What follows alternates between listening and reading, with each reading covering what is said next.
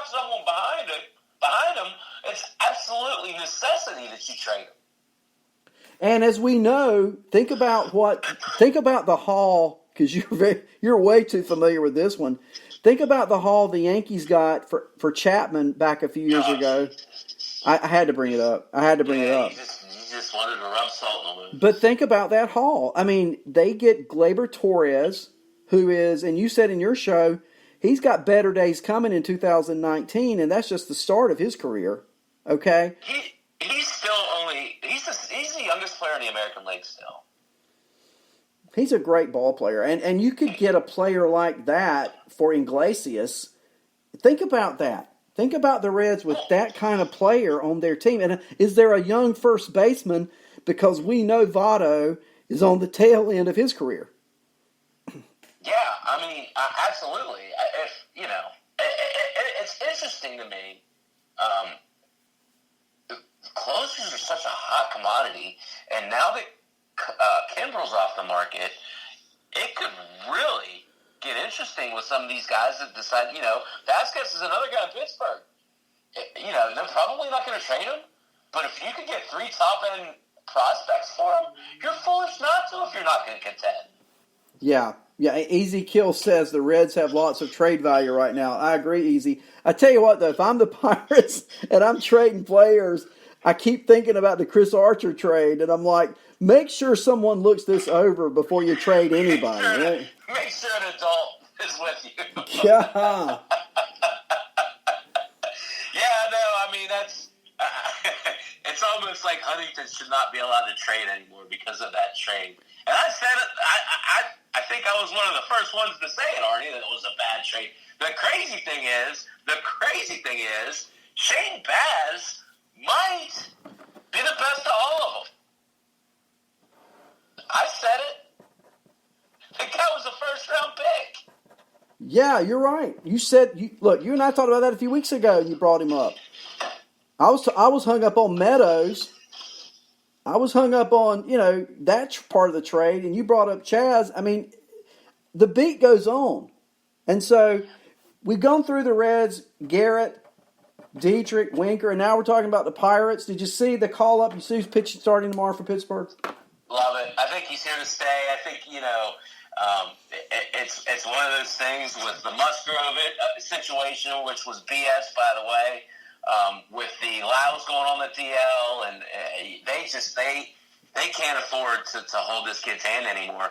And I just think that the potential was there for him to be an ace, even going into the end of this year, if he can just refine his control a little bit more.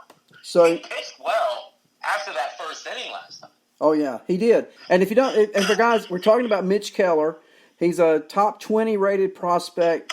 Every publication's got him in the top 20. He's starting tomorrow for the Pirates against the Reds at home. It's a great situation for him.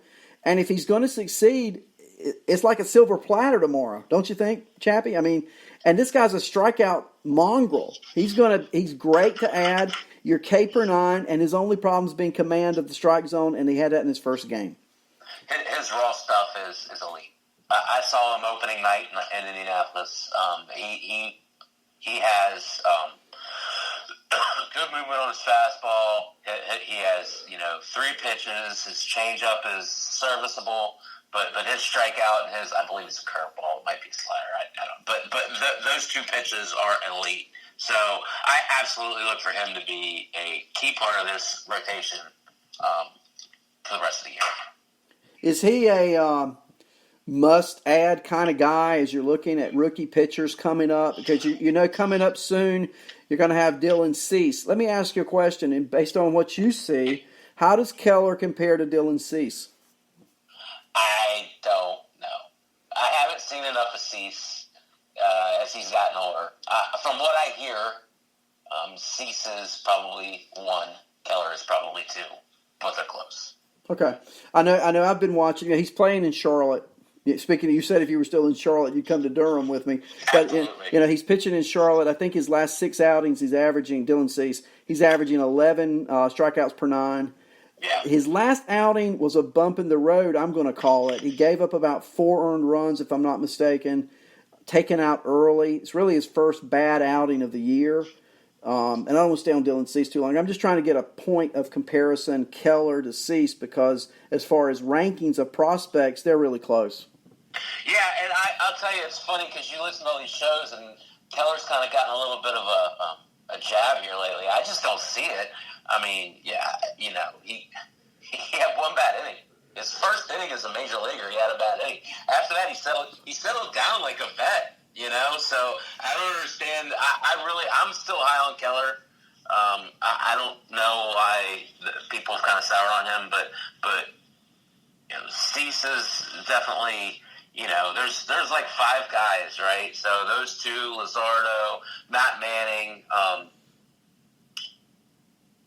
Casey Mize, that just have elite stuff that you have to play with. They might not succeed.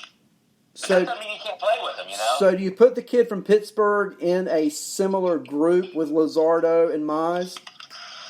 I put Luzardo in his own group. You think after that, yes. I think Mize is special. I think Matt Manning is special. I think those two guys are probably the next tier. But then after that, I put the rest of those guys really close together. So, but you like Luzardo more than Mize? I like Luzardo more than a lot of, yes. Okay. And he's coming up soon. Yes. I looked at CBS. I look at all the Yahoo, the CBS, the ESPN. There was a hit on Luzardo 4,700 times today. For some reason. Yeah, well, because I think he pitched in high A. I think today was his first official rehab. I think he's not playing spring training yet, I believe.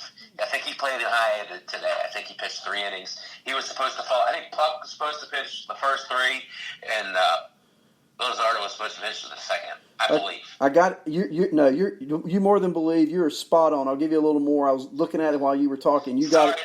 Okay. No, you're exactly right. I love it. He pitched 2 innings, an extended spring game today. That was today. He's going to head to High A Stockton. Wait a minute, this is old. He's going to be in High A Stockton today. I'm sorry. So yeah. I don't have the stats on that, but apparently he must have done something for him to have that many hits on that. Let me go back. We're talking about the Pirate rookie pitcher. How do you compare him to Plesac or Valdez? Plesac for Cleveland, Valdez for Houston. It's a different animal. I mean, those guys can be great. But you're just not talking about the same caliber of player. Stuff-wise. Yeah. Plesac looks more like a control artist to me. He's not going to be overpowering. I think he's going to be a good pitcher. I like Valdez as well, but we're not talking about the same type of player. Okay. It's not. I want the folks in the chat room. I want us to make sure we're clear on there's a difference in opportunity and extreme talent. Right. And all these guys are getting opportunity, but then we're talking about another tier of pitcher when we're talking about this extreme talent kind of pitcher. And, absolutely right. And that's what we've got going in Pittsburgh tomorrow. Yeah. And that's spot on. I mean, absolutely right. This is a kid who, has been in the top 100 list for a couple of years now. He has worked his way up the ladder. Pittsburgh's always slow bringing these guys up. He's gotten exposure to AAA for a while now. He's just one of those kids who it's time. It's time. So let's do it. Well, hey, I think I'm ready. So just so you know, we're talking about Mitch Keller for the Pirates. He's scheduled to start tomorrow at Atlanta. I don't know why it's in Cincinnati. He's pitching against the Braves tomorrow in Atlanta. His first outing was the 27th of May. It was not brilliant, but he did pitch 4 innings. He did strike out 7 batters. He had 1 bad inning. And when Chappie and I give you a full endorsement, I think it means something, and that's what we're doing with Mitch Keller. What other Pirates you got your eye on, Chappie? Thank you. I can't talk enough about what Starling Marte's doing. People do not recognize this is a guy who, over the past 14 days, is hitting .426 with 3 homers and 3 stolen bases. Not too shabby, right, Arn? No, and I talked about him this morning. I looked at him about a month ago, and you did too. And he's hitting 205. Okay, Yep. okay. Yep. What's he now? 280? I'm not joking. So, I mean, so from May 5th, on May 5th, he was hitting 211. Today, he's hitting 285. Or 289, excuse me, 289. He's raised his batting average 78 points in a month and a week.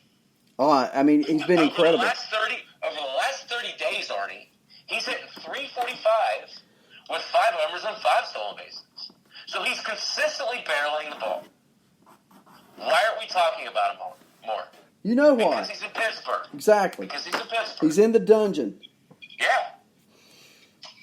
The So dungeon. What does that tell you? The dungeon What does called that tell you PNC. As a good, smart fantasy player, what does that tell you, Arnie? You need to go get him now. Yeah, you need to go Now. You need to go get him now. You need to get him tonight. You need to offer something for him, because I promise you this, if we're not talking about him much, the owners of him aren't talking about him at all. They probably haven't even recognized it. Exactly. And they're probably in 6th place or 7th place. And here you go. We'll make you an offer, Chappie. I've got Austin Riley, and I want Starling Marte, and I'm offering you Austin Riley. I'd take it. And I'd take both of them. So that's a fair. Yeah. And I'm gonna take Marte because of the record, and you're gonna take Austin Riley because of the promise and the results so far. I mean, and there you go. We've made a trade. Hold on. Can we pause this for a second? Are you making an offer? No, I'm not making an offer. I want to talk about Austin Riley for a second, okay? Because it's fun. So Sean, I'm sitting here, I'm throwing food down my face, getting ready for this second show, right? And I'm sitting here watching MLB Tonight, and Sean Casey's sitting there talking about how he approached the adjustment from when he went to being in the minor leagues to facing a Randy Johnson or a Pedro Martinez, right? And he basically, Sean Casey, for those of you that aren't, maybe a little older, is a pretty good hitter, right? He's a pretty cerebral approach. Was always a good ball player, especially offensively. Agreed? Agreed. Okay, so he's sitting there talking about how he got past facing Randy Johnson and Pedro Martinez and all these great pitchers that he idolized growing up. Is he got it in his head where he reduced it to where it was just a ball and him, right? It wasn't the guy throwing it anymore. It was just, is it over the plate? Is it on the outside? I'm going to take it away. Is it on the inside? I'm going to pull to it. Reducing it down to just simply reacting it. And I swear to you, Arnie, if you this is about at 8:45 tonight. So if you are able to go back and watch it, I highly suggest anyone do it. But so anyway, it's funny because the guy that was co-hosting with him stopped him. He's like, "Wait a second." He's like, "I want to show you this." And he went to the Austin Riley video, and Austin Riley basically said the exact same thing. Now, Arnie, this is impressive because this is a 23-year-old kid. And he has this approach at the plate that is just so mature and advanced beyond his years. I know we really kind of stroke Riley. Both of us do. I know that. But everything I hear about Austin Riley, buddy, this is sustainable. And this is real. So, I really suggest anyone going back that's listening to this and watching that on MLB Network, because when you hear Austin Riley speak, he just speaks like he's been doing it forever. And that's what you want out of a 23-year-old, right? Right, no doubt. So I've got Austin Riley, and you've got Starling Marte, and I offer you Riley for Marte, and your answer is? I got to do it, man. Okay, so let's give you another one. I'm trying to get a comp where you would say no. I'm going to keep going up till you say no, okay? Or this may not even be. I've got Austin Riley, and I'm offering him for Chris Davis. I can't do it. I think his average is better than Chris Davis. So you'd rather have who? He's got the head to hit for average. He might not do it this year, but he could. You'd rather have Riley than Davis? Right now, yeah. I'm loving this. Okay, here you go. This is a tough one. I've got Austin Riley, and you've got Bryce Harper, and I'm offering you Austin Riley for Bryce Harper. Yeah, that's where it gets good, huh? Yeah. That's the kind of player I'm talking about. I would still So we're talking about redraft. Right. Redraft league, no dynasty. Redraft league.